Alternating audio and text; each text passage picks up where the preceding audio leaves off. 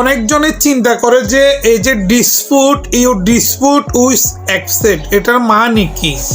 Accept your dispute and release their claim on your Facebook. Guys এই যে দেখতে পাচ্ছেন স্ক্রিনশট, এটা কেন এসেছে, ডিসপুট কেন আসে বা ডিসপুট আসলে কি করবেন, ডিসপুট কাদের আসবে, কি জন্য ডিসপুট আসবে। ডিসপুট শুধুমাত্র যাদের ফেসবুকের মধ্যে, ভিডিওর মধ্যে কিংবা ছবির মধ্যে অন্য কেউ ক্লেম করেছে কিংবা কপিরাইটের জন্য তার ভিডিওটা ব্লক করে দিয়েছে কিংবা তার ভিডিওর মধ্যে ক্লেম করেছে যে এটা তার ভিডিও, সে দাবি করেছে ফেসবুকের কাছে, এবং ফেসবুক এটা আপনাকে একটা নোটিফিকেশন দিবে এবং কি নোটিফিকেশনের মাধ্যমে আপনাকে ওইটা নেক্সট পরবর্তী করতে হবে। কিন্তু ওইটা কি পরে, কিন্তু এটা কি জন্য আসছে, অ্যাকসেপ্ট কেন আসছে বিস্তারিত আমি এখন আপনাদেরকে ভিডিওতে দেখাচ্ছি। ভিডিওটি সম্পূর্ণ দেখুন তাহলে বুঝতে পারবেন। তো গাইস এখানে দেখতে পাচ্ছেন Qayyum Chowdhury 01 accept your dispute and release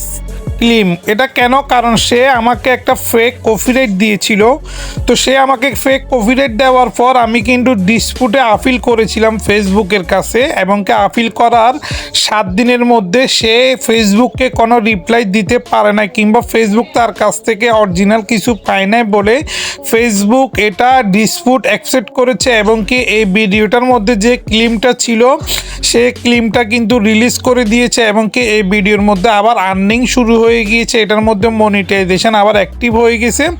দেখতে পাচ্ছেন ডিসপুট আমি সাবমিট করেছিলাম 27শে নভেম্বর, দেখতে পাচ্ছেন 2025, এবং কি বরাবর 7 দিন লাগে, 7 দিন পর এটা কিন্তু রিলিজ হয়ে গিয়েছে, এবং কি যে আমাকে মিথ্যা ক্লেম করেছে তার বিরুদ্ধে কিন্তু ফেসবুক একটা ছোটোখাটো অ্যাকশান নিয়েছে।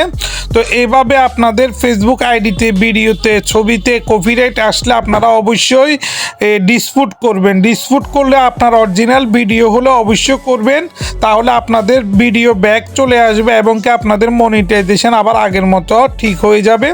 তো অবশেষে আমারটা ঠিক হয়ে গিয়েছে দেখতে পাচ্ছেন। তো এটা হচ্ছে আজকের মূল বিষয়। Thank you for watching this video.